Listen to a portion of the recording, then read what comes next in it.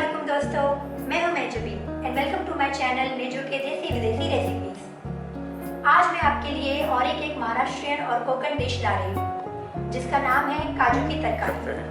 काजू एक seasonal fruit है और कोकण साइड में इसे उगाया जाता है और यहाँ के लोग इसे बहुत पसंद करते हैं। चलिए रेसिपी देखते हैं। काजू की तरकारी बनाने के लिए मैंने लिया है 300 ग्राम फ्रेश काजू, जिसे रात भर भिगाने के बाद उसके छिलके निकाल दिए हैं।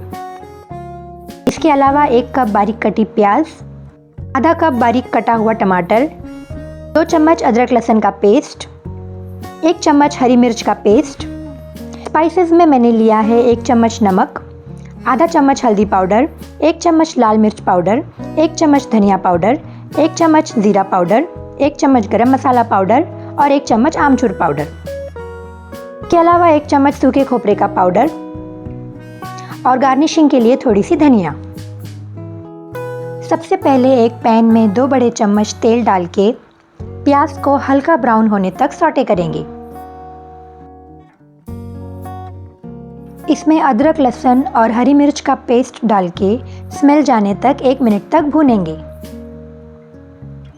फिर इसमें सभी स्पाइसेस डाल के स्पाइसेस का तेल छूटने तक भूनेंगे। इसके बाद इसमें टमाटर डाल के टमाटर सॉफ्ट होने तक मिक्सचर को भूनेंगे।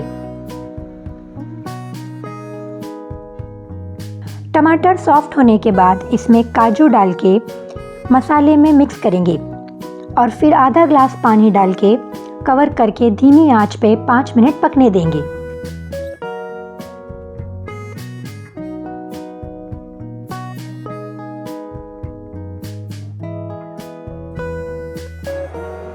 काजू की सब्जी को कोकण में लोग चावल की रोटी के साथ में खाते हैं और ये कॉम्बिनेशन काफ़ी मज़ेदार लगता है। अगर आपको चावल की रोटी की रेसिपी चाहिए तो डिस्क्रिप्शन बॉक्स में ज़रूर बताएं। मसाले अच्छे से पक गए हैं।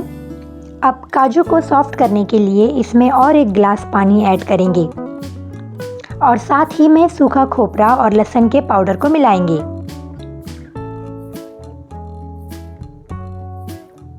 पैन को फिर से कवर करके पानी सूखने तक पकने देंगे। दोस्तों, पानी तकरीबन सूखने पर है। इस टाइम पे काजू की सॉफ्टनेस को चेक करेंगे। ध्यान रखिए काजू बहुत गर्म होगा।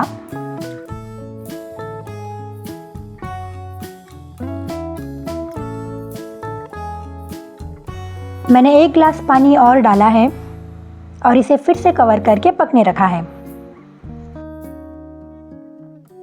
अब काजू पूरी तरह पक चुका है। ये बहुत ज़्यादा सॉफ्ट भी नहीं है और इसका टेक्सचर मेंटेन है।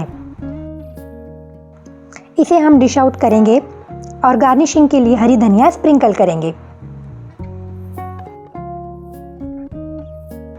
दोस्तों, ये काफ़ी टेस्टी डिश है। काजू टेस्ट में हल्का सा स्वीट होता है और हमने स्पाइसेस ऐड करके इसे थोड़ा स्पाइसी बना दिया है। इसमें सभी टेस्ट मिल जाते हैं। आप इसे चावल या गेहूं की रोटी के साथ एंजॉय कर सकते हैं। मेरे इस वीडियो को प्लीज़ लाइक और शेयर कीजिए। सब्सक्राइब करके बेल आइकन प्रेस कीजिए। मां सलामा।